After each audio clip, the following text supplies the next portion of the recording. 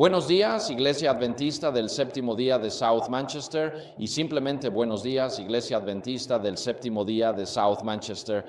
Les damos una cálida bienvenida a nuestro sábado de libertad religiosa. También saludamos a quienes nos acompañan en línea, por internet, donde quiera que se encuentren. Oramos para que el Espíritu de Dios los bendiga mientras compartimos este día juntos. Así que durante nuestra escuela sabática voy a hablar sobre un tema. Voy a comenzar en este momento. En nuestro servicio principal de adoración hablaré sobre el gran reinicio que se avecina y en el que todos podemos elegir participar. Y esta tarde hablaremos sobre la base bíblica del Ministerio de Liberación.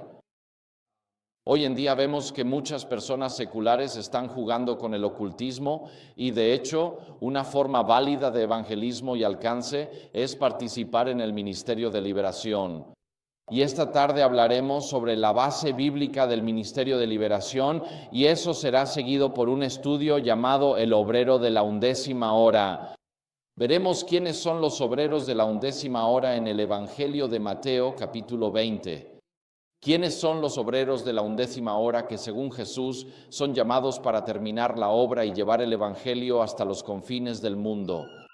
Y ese es un estudio fascinante porque en cierto sentido todos podemos ser obreros de la undécima hora.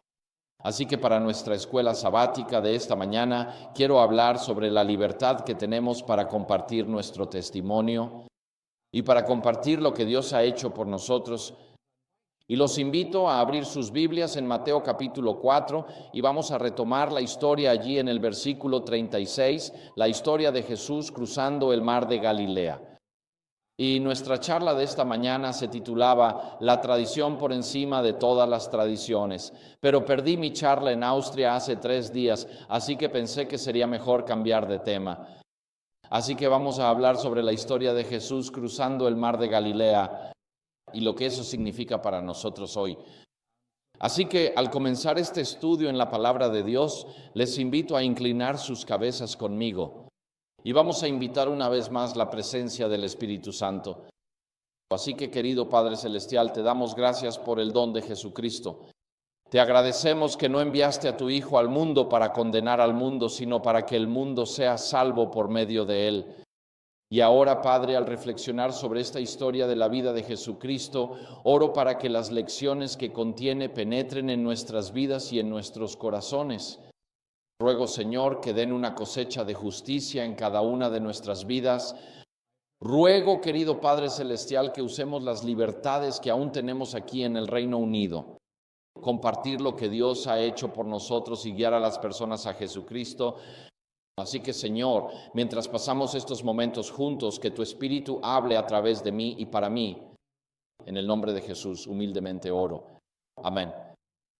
Y entonces, en Marcos capítulo 4, y necesitarán llevar consigo su Biblia. Para esta mañana comenzamos donde Jesús pasó un día entero predicando y enseñando, y al final de ese día está muy cansado. Y si alguna vez has predicado un sermón en una iglesia, sabes que te lleva hasta el martes recuperarte de la tensión emocional, espiritual y física de la predicación. Veo a algunos de ustedes sonriendo. Cuando predicas, lo das todo. Has estudiado la palabra de Dios fresca en tu mente y estás fresco, lleno de la alegría del descubrimiento.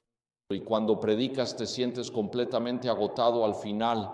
Así que Jesús ha pasado todo un día enseñando a una multitud enorme y cuando termina el día retomamos la historia.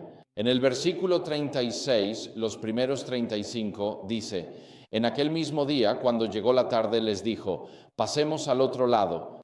Ahora esto es algo extraño que Jesús diga, porque si se imaginan que mi mano aquí es el mar de Galilea, Jesús ha estado enseñando en el lado occidental del mar de Galilea, que era, podríamos decir, el lado judío de Galilea. Si al final de un día largo, ¿te imaginarías eso? Jesús le diría a sus discípulos: caminemos un par de millas hasta Capernaum, donde está mi casa, donde viven el resto de los discípulos, ese pequeño pueblo de pescadores en el lado occidental de Galilea. Pero Jesús dice que no, que al final del día vamos a cruzar del lado occidental al lado oriental de Galilea. Y no dice por qué, pero él sabe que hay un hombre que necesita ser salvado al otro lado del lago. Y si yo fuera uno de esos discípulos, habría pensado, pero Jesús, ¿por qué tenemos que cruzar el lago? Sabes, hemos tenido un día completo en Manchester. Al final de nuestro día de compañerismo juntos, lo lógico sería ir a nuestras casas en Manchester a dormir. ¿Por qué alguien diría al final del programa de hoy que necesitamos conducir hasta Bournemouth o Southampton? No tiene sentido. Pero Jesús dice, al final de un largo y duro día de predicación y enseñanza, necesitamos ir al otro lado del mar de Galilea, desde el lado judío, cruzando al lado gentil. Y eso es lo que hacen. Así que suben a la barca en el versículo Marcos 4:36. Y en Marcos 4:37 dice, se levantó una gran tempestad de viento y las olas golpeaban la barca, de modo que ya se llenaba. Y los discípulos son pescadores experimentados. Ellos saben que en el mar de Galilea a menudo se levantan estas poderosas tormentas de repente. Y la razón de eso es que justo al noroeste del mar de Galilea están los altos del Golán. En la cima de los altos del Golán está el monte Hermón. Y solo hay 2 lugares en el Medio Oriente que tienen nieve todo el año. Está el Mall de Dubái en Dubái, que tiene una pista de patinaje sobre hielo y una pista de esquí durante todo el año. Está construido en interiores. Y el otro único lugar en el Medio Oriente donde hay nieve todo el año es la cima del monte Hermón, entre Líbano y Siria, hoy en día. Y lo que sucede es que el aire frío del monte Hermón y de los altos del Golán desciende por los acantilados y llega al mar de Galilea. Y cuando tienes una masa de aire frío encontrándose con una masa de aire cálido, ¿qué obtienes? Obtienes tormentas. A veces incluso se forman huracanes y hasta tornados. Y por eso el mar de Galilea es famoso. Por un momento está tan tranquilo como un estanque y al siguiente te encuentras rodeado por una tormenta furiosa. Y los discípulos lo saben, pero esta es una tormenta que está inundando la barca. Así que estos pescadores experimentados están navegando a través de una tormenta como nunca antes habían vivido. Están luchando por sus vidas y despiertan a Jesús en el versículo 38 y le dicen, Maestro, ¿no te importa que perezcamos? Y el versículo 39 dice esto, y Jesús se levantó, reprendió al viento y dijo al mar, paz, estate quieto, y el viento cesó y hubo una gran calma. Así que esta es una historia fascinante porque los discípulos ven una tormenta, pero Jesús ve algo diferente cuando se levanta, como dice ahí en el versículo 39. La primera pista es esta, que no se trata de una tormenta normal, dice. Él reprendió al viento, y esa palabra reprender, si revisas tus Biblias más tarde hoy, en los evangelios de Mateo, Marcos y Lucas, los 3 sinópticos, la palabra reprender casi siempre aparece cuando Jesús está reprendiendo a un espíritu. Y esa palabra se usa cuando Jesús habla a los espíritus a lo largo de los evangelios. Dice que Él reprende al espíritu. Él reprende al espíritu. Así que la primera pista de que esta no es una tormenta normal es el hecho de que Jesús no le habló a la tormenta, sino que reprendió al viento. Y la segunda pista de que esta no es una tormenta normal está en lo que Jesús realmente dijo. Ahora, mi versión dice aquí que Él dijo, paz, cálmate. Pero esa no es una gran traducción. Imagina que tienes un hijo de 3 años y lo llevas de compras a Asda. Y justo cuando llegas a la caja, ¿qué tienen? Zanahorias, manzanas y plátanos. No. Hay barras Mars y Snickers y todo tipo de golosinas para niños pequeños. Y los niños lo saben. Y estás cansado al final de tu experiencia de compra y estás parado en la caja y tu hijo con sus ojos fijos en esos chocolates Cadbury's y los huevos de Pascua Cadbury's y las barras Mars y las barras Marathon y así sucesivamente. Y tu hijo dice, papá, ¿puedo tener un poco? Y miras hacia abajo y dices, no. Luego el niño te mira de nuevo y dice, papá, ¿puedo tener un poco? Y tú dices, no, hoy no vamos a comprar chocolates. Y entonces tu hijo dice, papá, quiero chocolate. Y miras a tu hijo con amor en los ojos. Y tú dices, David, cállate. Al igual que ahora, quédate callado. Ahora, ¿quieres decir que tu hijo podrá estar tranquilo por el resto de su vida? No. El contexto y el tiempo que estás usando implican que se trata de una orden instantánea que debe obedecerse en este momento. Y cuando Jesús dijo en este versículo, paz, esté quieto, Él está hablando, esto es un imperativo, es un mandato, está basado en un verbo y es una segunda persona del singular. Y el tiempo verbal es el aoristo, lo que significa que Jesús está hablando a un individuo aquí. Él no está hablando a una tormenta, está hablando a un individuo. Así que cuando Jesús se levanta en la tormenta, dice, tú cállate. Esto no es paz, estate quieto. Es tú ahora mismo, cállate. Y porque dice que reprendió al viento, ese es el verbo que se usa cuando él habla con demonios, y el tiempo y el uso del verbo, cuando analizas lo que significa ese verbo, llegas a la conclusión de que Jesús está hablando con un demonio. Esta no es una tormenta normal. Mientras Jesús cruza del lado oeste de Galilea al este, donde se encontrará con un hombre poseído por un demonio, esos demonios ya están tratando de impedir que Jesús cruce el lago. Hay momentos en nuestras vidas en que salimos en misión para nuestro Señor Jesucristo cuando participamos en evangelismo o ministerios personales de puerta en puerta o dirigimos un programa de ministerio de salud u otros eventos de alcance en nuestra iglesia. Y lo que descubrimos es que Satanás interfiere constantemente incluso antes de que lleguemos al evento. Y si estás haciendo un estudio bíblico con alguien y han acordado reunirse todos los martes por la noche a las 7:30, te sorprenderías. ¿Cuántos desastres ocurren a las 6 de la tarde cada martes? Te llaman y te dicen, mi perro se comió mi tarea. Y la semana siguiente te llaman y te dicen, tengo una llanta ponchada, no puedo reunirme contigo. Y el siguiente martes te llaman y te dicen, oh, se cayó el techo. Y el siguiente martes te llaman y te dicen, oh, ahora mi perro está en el veterinario. Y pronto te das cuenta de que cada vez que tienes un estudio bíblico, Satanás está interfiriendo contigo.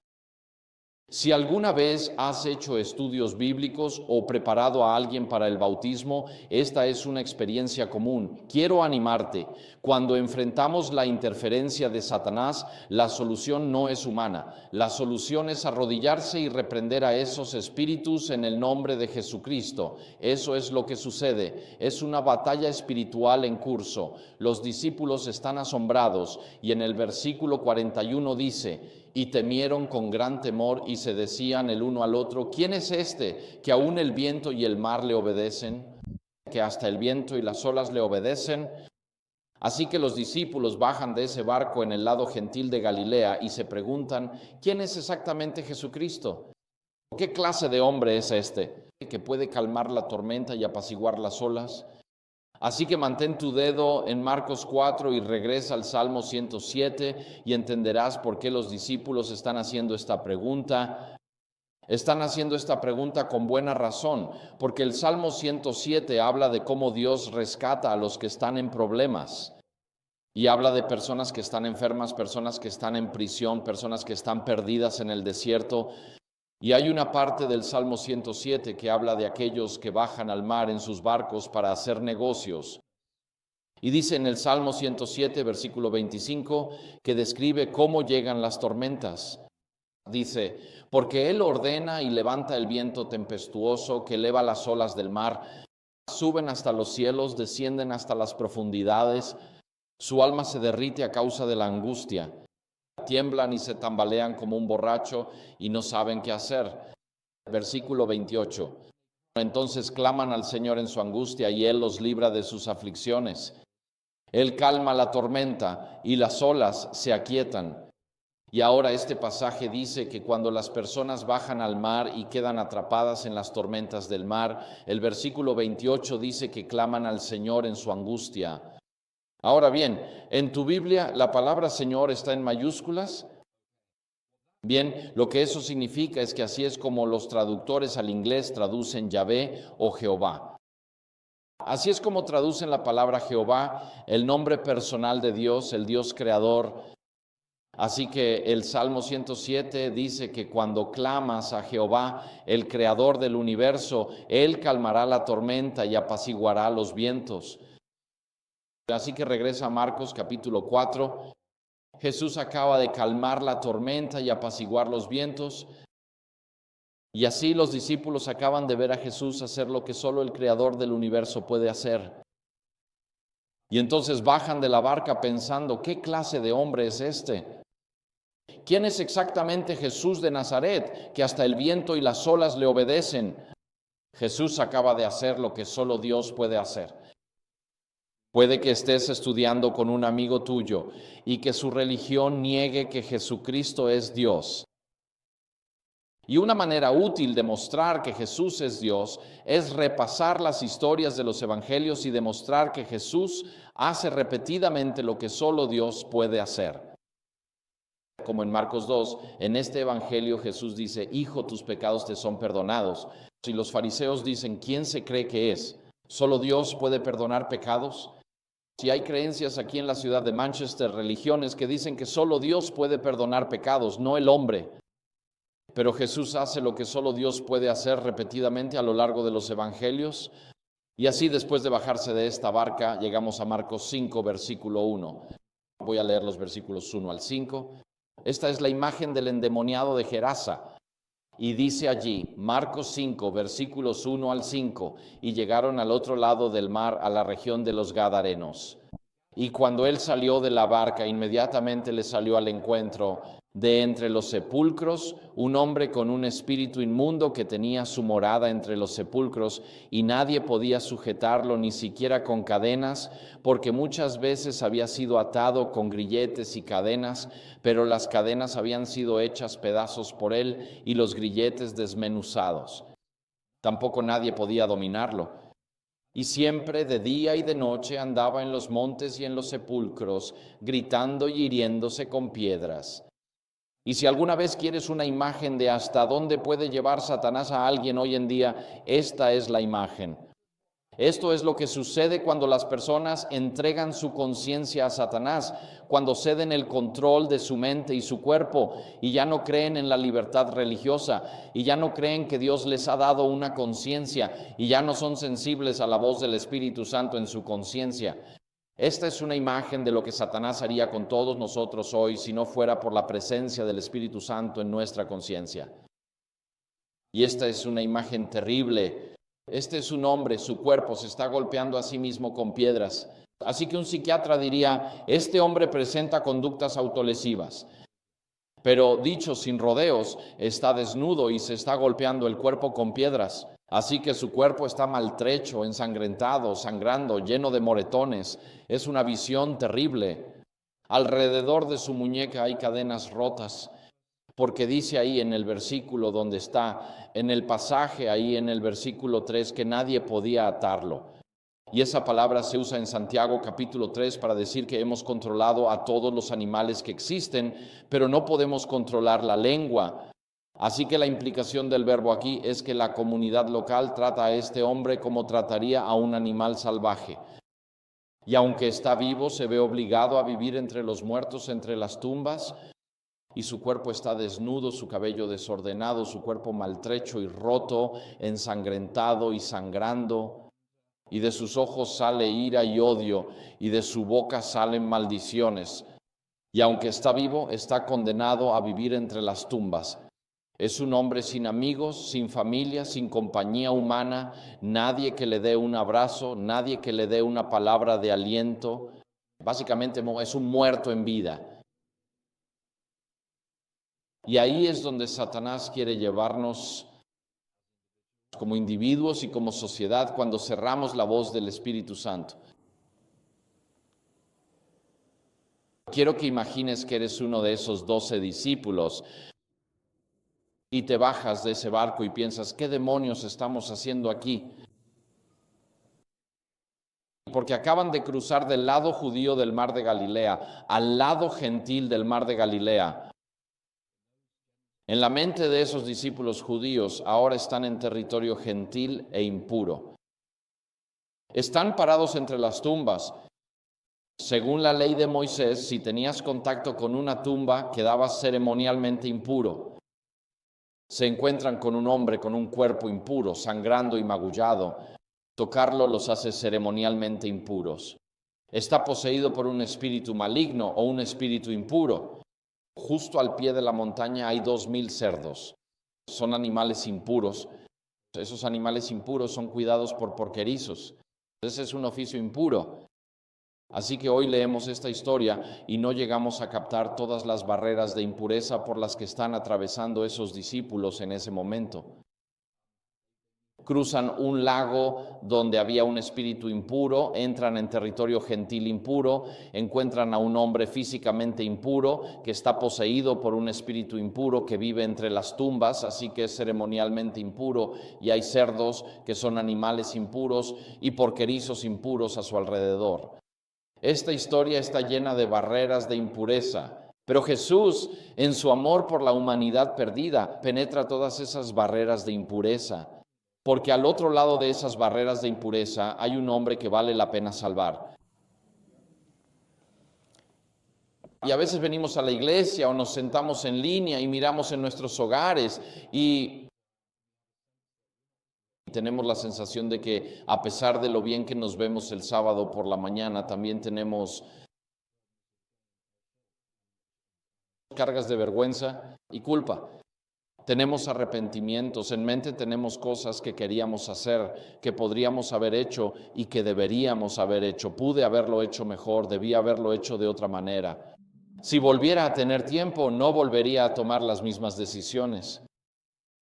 Y esta historia es un recordatorio de que no existe barrera contra el pecado, ni barrera contra la vergüenza, ni barrera contra la culpa, ni barrera contra el ostracismo social, barrera alguna. El Hijo del Hombre no está dispuesto a penetrar para llegar a mi corazón y para llegar al tuyo. Y cuando solo vemos barreras de vergüenza y barreras de culpa y razones por las que Dios no podría amarme, Dios dice, no voy a penetrar todas esas barreras porque detrás de ellas hay barreras. Hay un hombre y una mujer que valen la pena salvar. Así que Jesús sale de esa barca y ha atravesado todas esas barreras de impureza porque detrás de ellas hay un hombre que necesita ser salvado. Y cuando el hombre, dice en el versículo 6, vio a Jesús de lejos, corrió y lo adoró. Y clamó a gran voz y dijo, ¿qué tengo yo contigo, Jesús, Hijo del Dios Altísimo? Te ruego por Dios que no me atormentes. Así que el hombre está de pie entre las tumbas y ve que una barca llega desde la orilla de Galilea, y de la barca baja 13 hombres. Hay 13 hombres de pie en esa orilla y ese hombre no conoce a ninguno de ellos, ni por Adán ni por Eva. Pero hay algo especial en el hombre de Nazaret. Así que cuando ese endemoniado corre hacia el grupo de 13 hombres, no se inclina ante todos ellos, corre directamente hacia Jesús porque siente que Jesús puede ayudarle. De todos esos 13 hombres, solo uno tiene la capacidad y la disposición de liberarme. Y corre y se postra a los pies de Jesús. Y eso es suficiente para decirle a Jesús que este hombre quiere ayuda. Porque cuando abre la boca no es el hombre quien habla, es el demonio dentro de él. Así que este hombre ha perdido el control de su lengua, ha perdido el control de su capacidad de hablar. Cuando abre la boca y habla es el demonio quien habla. Pero Jesús sabe que este hombre necesita ayuda.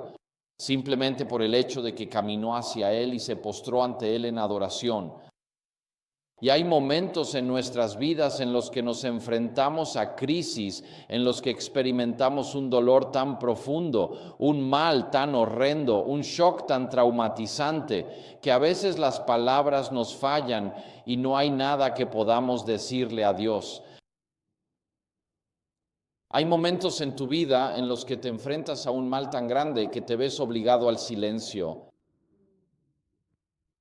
Y este hombre se postra a los pies de Jesús y Jesús sabe que este hombre está pidiendo ayuda, aunque no pueda expresarlo con palabras.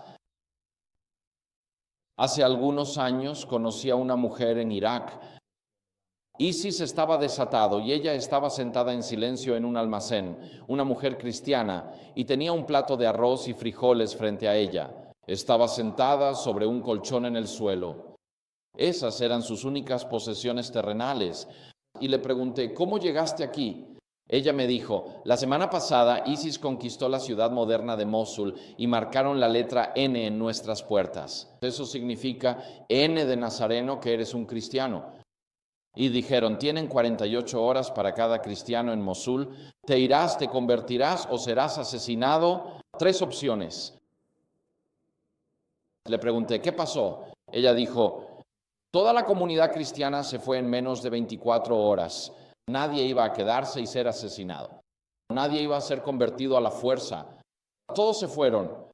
Y así, dijo ella, éramos ingenieros, éramos médicos, éramos contadores, éramos maestros, éramos científicos, éramos la clase media educada. Ella dijo, y dejamos todo, dejamos nuestras casas, dejamos nuestras pertenencias, dejamos nuestros autos, dejamos cualquier cosa de valor, porque simplemente tuvimos que salir caminando de la ciudad. Y dijo que mientras salíamos de la ciudad había un puesto de control y el ISIS estaba allí revisando a todos y quitando cualquier cosa de valor. Así que anillos de boda, cinturones, relojes y gafas. Todo fue arrancado de nuestros cuerpos. Ella tenía un esposo, hombre mediana edad, creyeron enemigo, llevaron barrera arena, le dispararon en la cabeza. Y tengo 2 hijas de 10 y 12 años. Y se llevaron a mis 2 hijas y las pusieron a trabajar en un burdel para yihadistas. Y les dieron un teléfono celular a mis hijas. Y todos los días mis 2 pequeñas hijas me llaman suplicando ayuda. Y ella dice, todos los días quiero saber de mis hijas.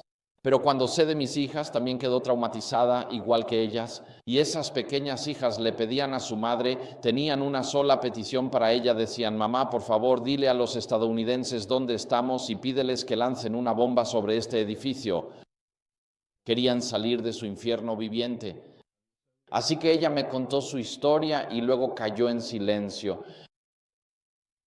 ¿Y qué haces cuando alguien te cuenta algo así? No hay mucho que puedas decir. De hecho, no hay nada que puedas decir. En el libro de Job dice ahí, en el 3er capítulo, que cuando los consoladores de Job vinieron y lo vieron y vieron la profundidad y la magnitud de su sufrimiento, dice que se sentaron en silencio con él durante 7 días. Eso fue lo más útil que hicieron los consoladores de Job. No era hablar, era simplemente darle un abrazo y sentarse en silencio. Porque hay momentos en la vida en los que el mal es tan evidente que las palabras no pueden expresarlo, no pueden hacer justicia a la profundidad del horror y la repulsión que experimentamos. Y así hay momentos en nuestras vidas hoy en día en los que nos arrodillamos ante Dios junto a nuestras camas en la noche y no decimos, hay cosas que no podemos decirle a Dios, pero decimos, Señor, quiero que leas mi corazón y tú sabes lo que hay dentro de mí y sabes por lo que estoy pasando y conoces el horror, el dolor y el trauma que estoy viviendo en este momento. Te pido simplemente que leas mi corazón. Y Jesús lee el corazón de este hombre y sabe que está controlado por demonios, pero también sabe que el hombre detrás de los demonios quiere ser liberado. Así que Jesús, el versículo 8 dice esto, porque le decía, sal de este hombre, espíritu inmundo. Y le preguntó, ¿cuál es tu nombre? Y él respondió diciendo, mi nombre es Legión, porque somos muchos. Y le rogaba mucho que no lo enviara fuera de la región. Así que cuando Jesús le dice al hombre, ¿cuál es tu nombre? Los demonios responden y dicen, mi nombre es Legión, porque somos muchos. Y sabes, una legión era el corazón del poder militar romano. La infantería pesada del Imperio Romano eran las legiones romanas. Sí, tenían caballería, sí, tenían tropas auxiliares como arqueros, pero el corazón del poderío militar romano eran sus legiones. Una legión estaba formada por unos 5,000 soldados de infantería pesada profesionales. Podrían luchar contra casi cualquiera y ganar sus batallas. Cuando las legiones llegaban a tu país, nunca eran buenas noticias, siempre malas. Por ejemplo, cuando las legiones romanas invadieron Gran Bretaña, estuvieron bajo el mando de Julio César alrededor del año 30 a.C., 40. Luego vinieron para la verdadera conquista bajo Claudio. 180 años después, alrededor del año 60 después de Cristo, y cuando llegaron las legiones romanas, mataron, masacraron, violaron, saquearon, quemaron las ciudades hasta los cimientos, vendieron a los sobrevivientes como esclavos y luego tuvieron el descaro de llamarlo la Pax Romana o la paz de Roma. Habiendo creado un desierto y aniquilado a los pueblos indígenas, entonces lo llamaron la paz de Roma, la Pax Romana. Así que cuando este hombre dice, mi nombre es Legión porque somos muchos, está hablando de la profundidad de la opresión que está experimentando. que este hombre, solo como un individuo, no podía enfrentarse a una legión de soldados romanos, este endemoniado. En el lado gentil del mar de Galilea no tiene ninguna posibilidad de enfrentarse, ni de derrotar, ni de decirle a esa legión de demonios que lo abandone. Y esta es una historia interesante, y estaba charlando con alguien antes de esto. Hay muchas personas en nuestra sociedad británica actual, personas seculares, que oficialmente no creen en Dios, pero están jugando con lo oculto. Están revisando sus horóscopos todos los días.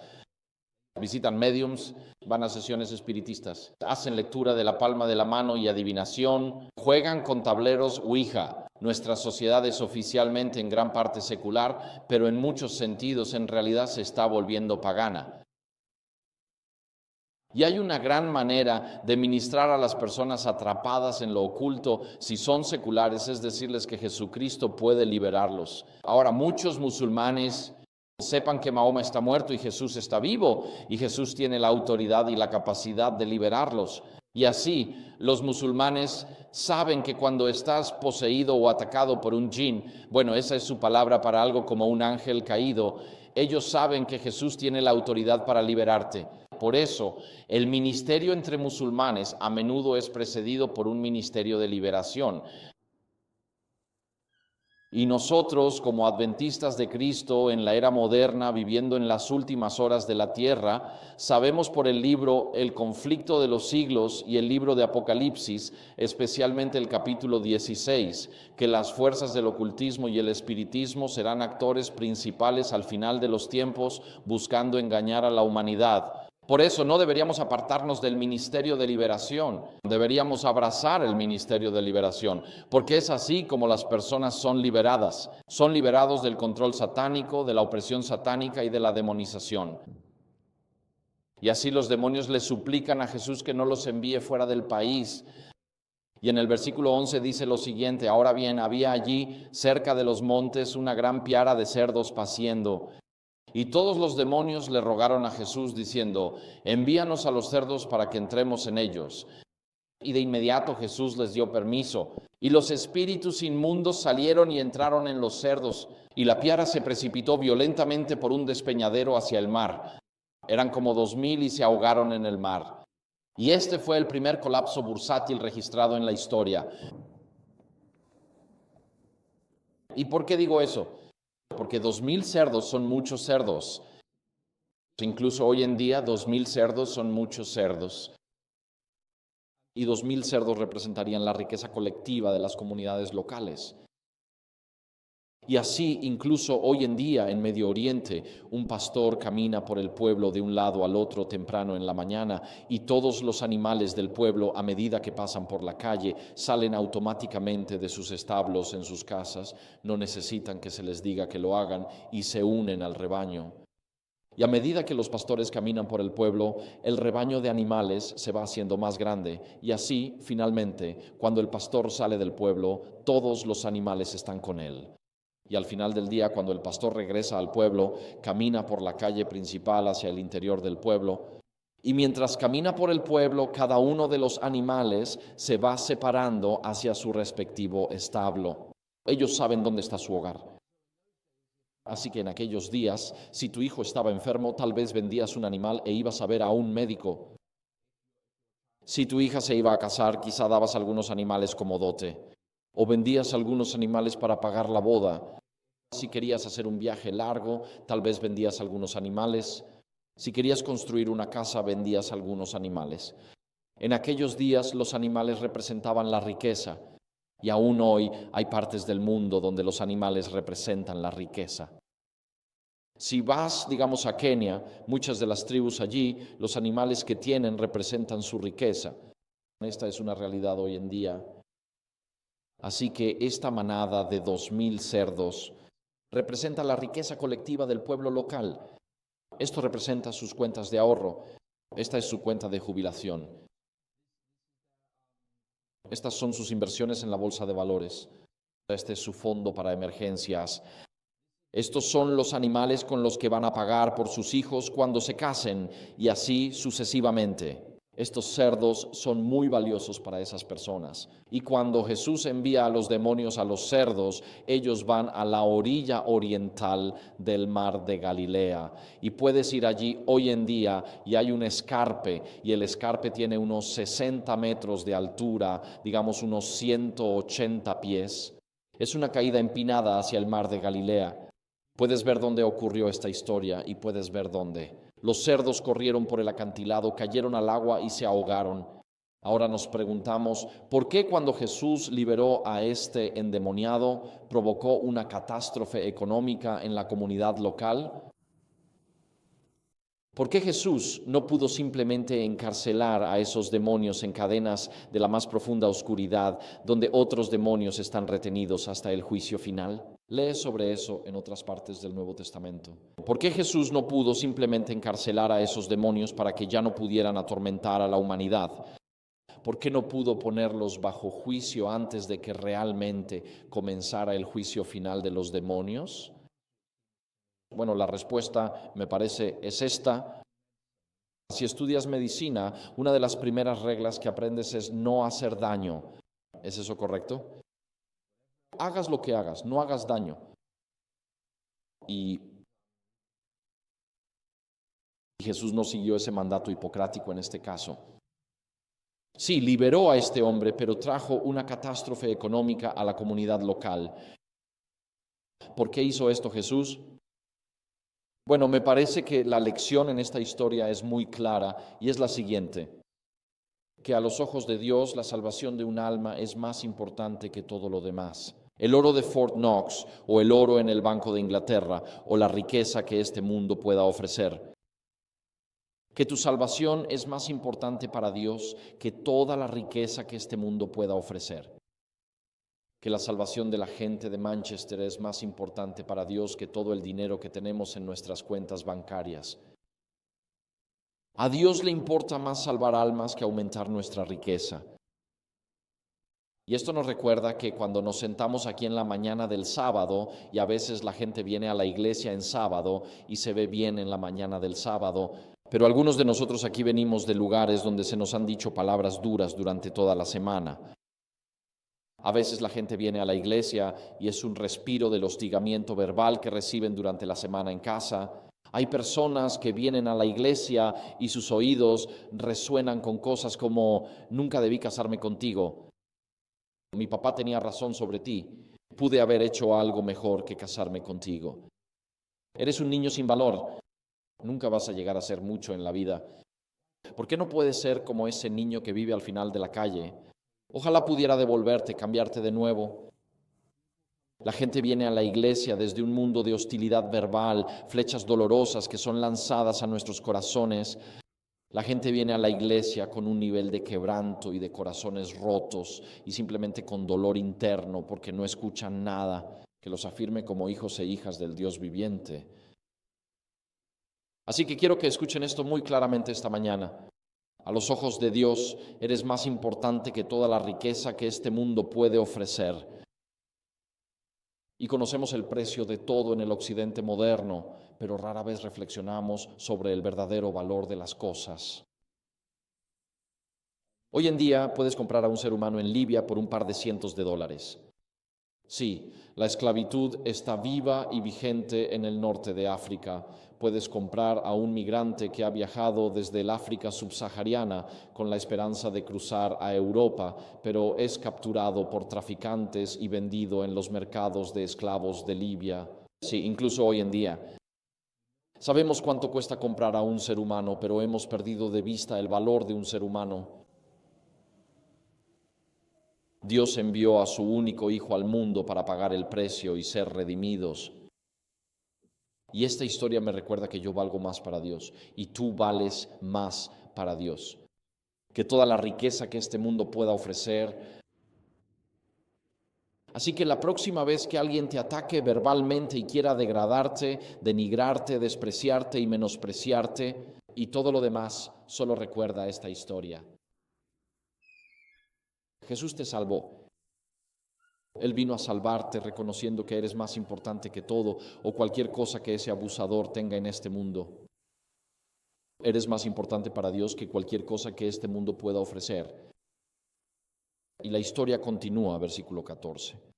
Y los que apacentaban los cerdos huyeron y lo contaron en la ciudad y en el campo. Cuando salieron a ver lo que había sucedido, vinieron a Jesús y vieron al que había estado poseído por el demonio y que tenía la legión sentado, vestido y en su sano juicio, y tuvieron miedo. Entonces los porqueros van al pueblo y dicen que los cerdos están muertos y la gente sale corriendo como diciendo, ¿dónde están nuestros cerdos? ¿Dónde están nuestros cerdos? Y sabes, hoy en día hay personas que son adictas a la bolsa de valores. ¿Te has dado cuenta de eso? Bien, yo he notado esto en mi vida. He conocido a muchos donantes ricos en mi vida en la iglesia adventista y he notado que los adventistas pobres se preocupan por no tener suficiente para pagar el alquiler este mes y los adventistas ricos se preocupan por perder sus millones. Todos están consumidos por la preocupación. La gente se preocupa si podrá pagar el alquiler este mes y para muchos hoy en día es una preocupación genuina. Otras personas están preocupadas por si van a perder algo este mes o este día. Y hay personas que tienen en sus escritorios un monitor con el Dow Jones o el FTSE 100 actualizándose segundo a segundo en su pantalla y su estado emocional durante el día sube y baja junto con el mercado de valores. Quiero decir literalmente. Y están consumidos por el miedo a perder.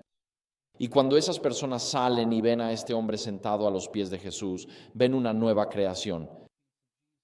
Esas manos que solían golpearse a sí mismo y que participaban en lo que hoy llamamos conductas autolesivas, ahora descansan pacíficamente sobre su regazo. Ese cuerpo desnudo, ensangrentado, magullado, ensangrentado y sangrante, ahora está cubierto con una prenda de ropa nueva y las heridas están completamente cubiertas. Y ven a un hombre en paz, ven a un hombre redimido, ven a un hombre en cuyos ojos ya no brilla el odio, sino que resplandece el amor de Cristo. Escuchan una lengua que ya no lanza maldiciones a los vecinos, sino una lengua que canta alabanzas a Dios. Ven unas manos que ya no se golpean a sí mismas, sino que ahora son manos de paz y descansan tranquilamente esperando lo que Dios quiera que hagan. Lo que ven es una nueva creación.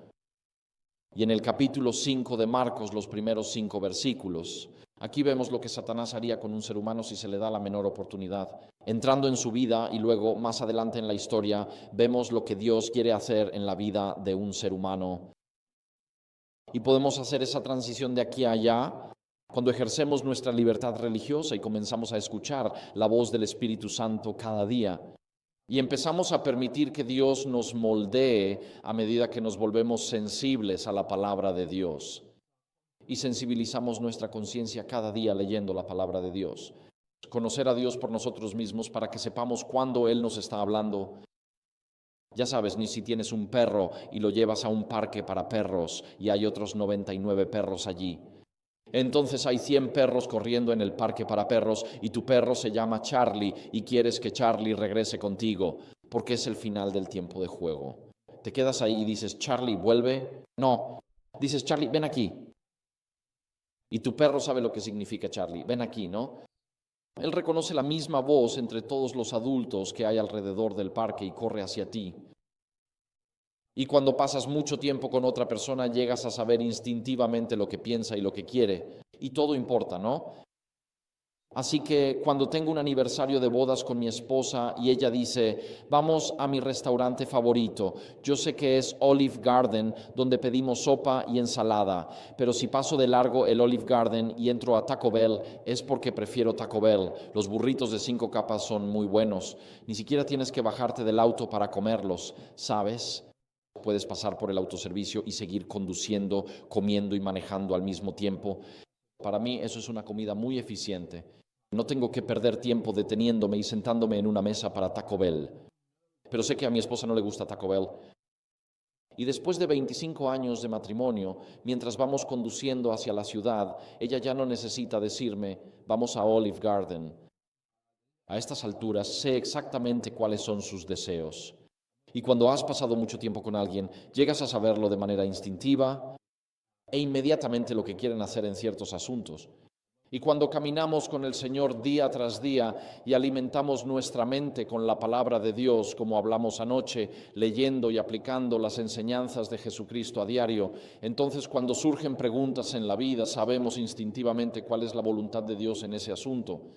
Y cuanto más tiempo caminamos con Jesús, más intencional es nuestro caminar y más clara se vuelve su voz en nuestras vidas. Y esas personas ven a este hombre que es una nueva creación en Jesucristo. Luego miran por el acantilado y ven 2000 cerdos muertos. Y con ellos sus sueños financieros y su seguridad financiera y sus perspectivas económicas, tal vez para casarse. Y su jubilación simplemente se está pudriendo en el mar de Galilea allí. Y tenían miedo y no estaban nada contentos con eso. Y dice en el versículo 17 que comenzaron a rogarle que se fuera de sus tierras. Ahora, donde dice que comenzaron a rogarle, el texto está en imperfecto aquí, lo que significa que le pedían repetidamente a Jesús que se fuera. Decían cosas como, bueno Jesús, hemos oído que eres un gran maestro y nos alegra haberte conocido, pero necesitas regresar a tu lado del mar de Galilea. Oh Jesús, gracias por venir al pueblo. Gracias por sanar a este hombre, pero es hora de que regreses a tu lado de Galilea. Jesús, de verdad nos alegra conocerte, pero estamos un poco ocupados hoy. Vuelve la próxima semana, pero por ahora regresa a tu lado del mar de Galilea. Así que estaban suplicándole a Jesús una y otra vez que se fuera. ¿Y qué estaban haciendo? Decimos, bueno, nosotros no seríamos así hoy en día. Nosotros no le pediríamos a Jesús que se fuera de nuestras vidas, ¿verdad? Porque en ese momento esas personas estaban eligiendo a los cerdos por encima de las personas. Ellos estaban eligiendo, no querían que Jesús entrara en sus vidas y causara una catástrofe financiera, así que querían que Jesús se fuera. No les preocupaba tanto que Jesús salvara a un hombre de los demonios. Haciendo algo que ellos no podían hacer, solo les preocupaban las pérdidas económicas. Y por eso le piden a Jesús que se vaya. Así que estas personas eligen a los cerdos por encima de las personas.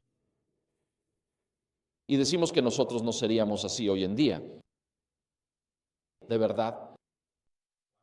Bueno, hoy quiero sugerirte que puedes conocer la relación de alguien con Dios por la forma en que gasta sus ingresos mensuales. Tu presupuesto es una expresión de tus valores espirituales. La manera en que gastas tu dinero, lo que priorizas en tus gastos, dónde pones tus libras y tus centavos, es una expresión de dónde está realmente tu corazón. Hay personas que pagan sus cuentas, pagan su casa, ya sea alquiler o hipoteca o lo que sea, pagan su comida, pagan sus impuestos y se guardan $300 o $400 para salir a comer, ir a partidos de fútbol y pagar por algo en internet. Y hay personas que ahorran dinero cada semana para emborracharse hasta perder el sentido el viernes o sábado por la noche, como dicen, y hay personas que ahorran dinero todo el año para irse de juerga 2 semanas en la Costa Blanca cada año. Y hay personas que dicen, mi comunidad tiene personas sin hogar, mi iglesia tiene madres solteras que no pueden pagar el alquiler este mes, mi iglesia tiene miembros ancianos que están luchando para poder pagar la calefacción de su casa este invierno.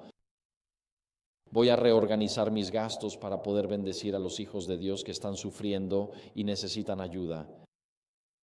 Mi financiación, el dinero que Dios me da, no es solo para que yo lo gaste, es para que lo transmita como una bendición a otras personas. Quiero desafiarte hoy a que elijas a las personas por encima de los cerdos y no seas como este mundo que elige a los cerdos por encima de las personas. Que mires tu presupuesto honestamente y te preguntes, ¿qué parte de mi presupuesto puedo usar para bendecir a los pobres? ¿Qué parte de mi presupuesto puedo usar para ayudar a una familia que tiene facturas médicas o a una familia que está luchando con la calefacción o a una madre soltera que realmente, ya sabes, las madres solteras suelen vivir al borde de la bancarrota financiera día a día?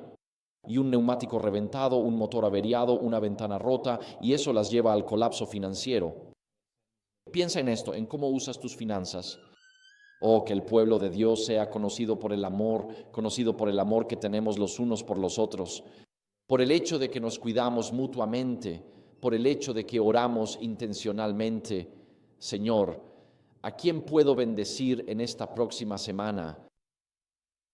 No elijas a los cerdos por encima de las personas, porque si lo haces, terminas pidiéndole a Jesús que se vaya, porque Jesús no vino a salvar a tus cerdos, Él vino a salvar a las personas que te rodean.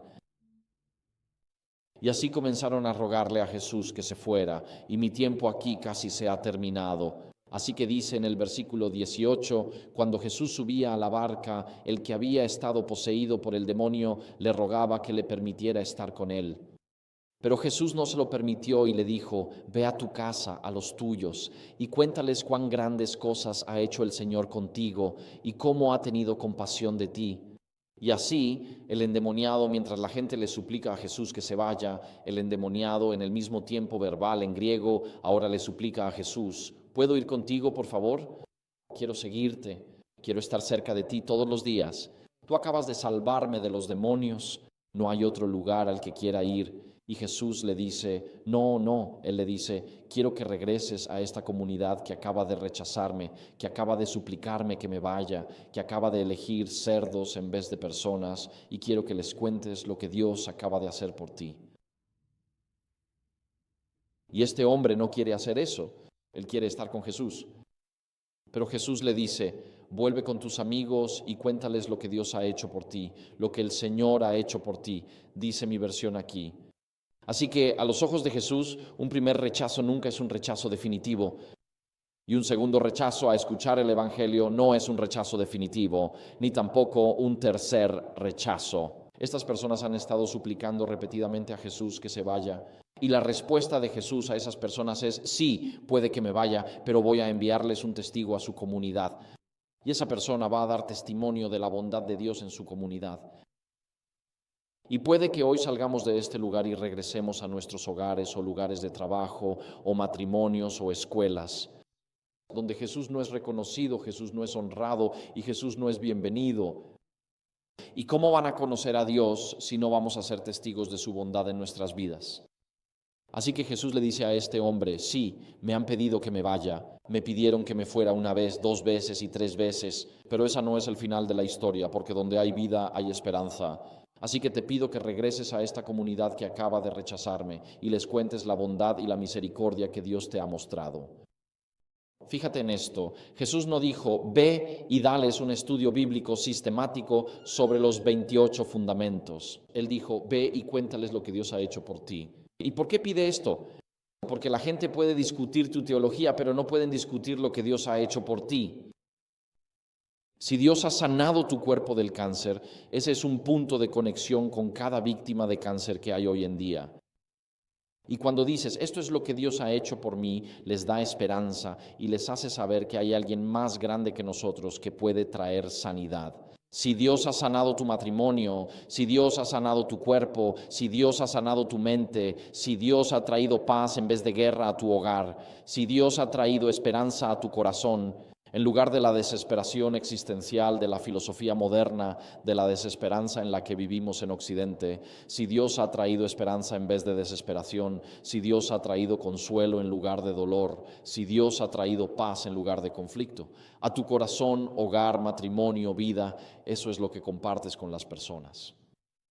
Descubrí cuando era pastor en Minnesota, donde había muchos luteranos, que en el sermón el predicador los predicaba hacia el cielo y junto a la tumba decía que estaban esperando la resurrección. Y uno se pregunta, bueno, ¿dónde están exactamente? ¿Están en la tierra o están en el cielo arriba? Porque en el sermón el predicador los llevaba directamente al cielo, pero en el acto de entrega junto a la tumba estaban esperando el llamado de la trompeta de Dios.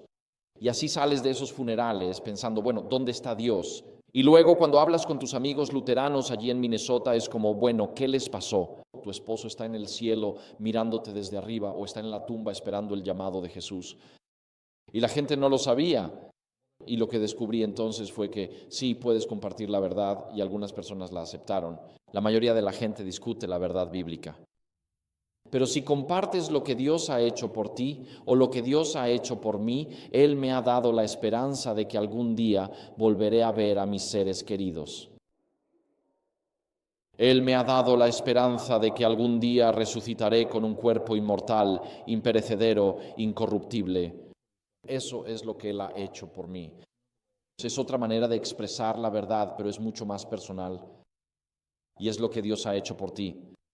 Así que en el versículo 20, mi tiempo casi se acaba, nuestro último versículo dice, y él se fue, es decir, el endemoniado, y comenzó a proclamar en la Decápolis cuán grandes cosas había hecho Jesús por él, y todos se maravillaban. Así que Jesús dice, ve y cuéntales las grandes cosas que Dios ha hecho por ti, y el versículo 20 dice que él comenzó a decir las grandes cosas que Jesús había hecho por él. Así que al final del versículo 4, cuando los discípulos dicen, ¿quién es este hombre? Que hasta el viento y las olas le obedecen. En esta parte, en la siguiente historia, obtenemos la respuesta. Jesús dice, ve y cuenta lo que Dios ha hecho por ti, y el hombre va y cuenta lo que Jesús ha hecho por él.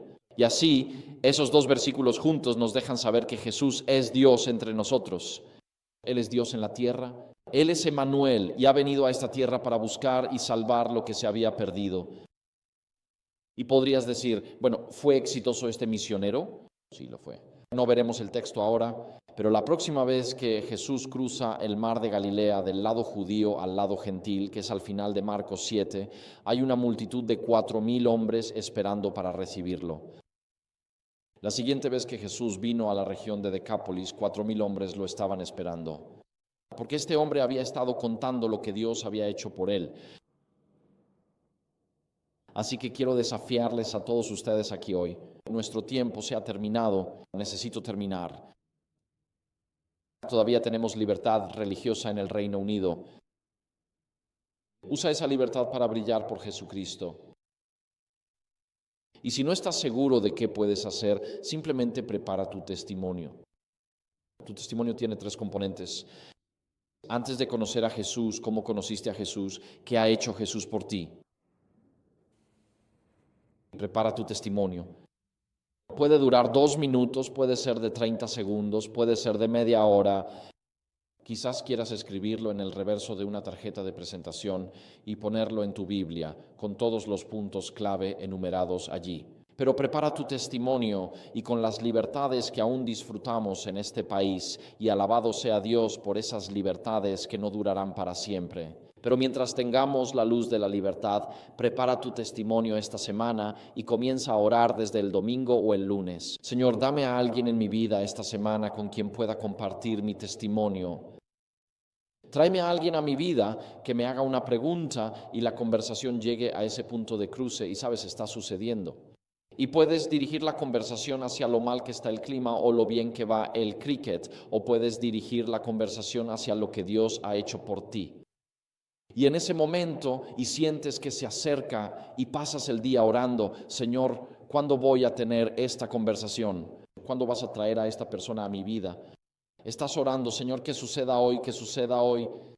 Y cuando llega ese momento, elevas una oración silenciosa y dices, Señor, reclamo la promesa de Jesucristo de que en ese momento se me darán palabras desde lo alto, de Marcos 13. Y entonces compartes tu testimonio, plantas la semilla de la palabra de Dios. La fe viene por el oír la palabra de Dios. Cuéntale a la gente lo que Dios ha hecho por ti. Usa la libertad que tenemos no para enriquecernos en la economía británica, sino para hacer crecer el reino de Dios. Sé intencional al compartir tu testimonio. Sé intencional al preparar tu testimonio en oración, orando por oportunidades para compartir tu testimonio. Cuando llegue ese momento, comparte lo que Dios ha hecho por ti. Quizás discutan tu teología, pero la gente no puede discutir lo que Dios ha hecho por ti. Y por la gracia de Dios, cuando Jesús venga nuevamente, habrá 4,000 personas por cada uno de nosotros esperando a Jesús, quien estará adorando al Cordero en el mar de vidrio. Que Dios nos guíe en este proceso, que Dios nos dé citas divinas para compartir nuestro testimonio, que Dios nos dé un testimonio para compartir. Y que Él nos dé la oportunidad en esta próxima semana de compartir lo que Dios ha hecho por nosotros. Vete a casa, dijo Jesús, y cuéntale a tu comunidad lo que Dios ha hecho por ti, que esa sea nuestra experiencia en esta próxima semana.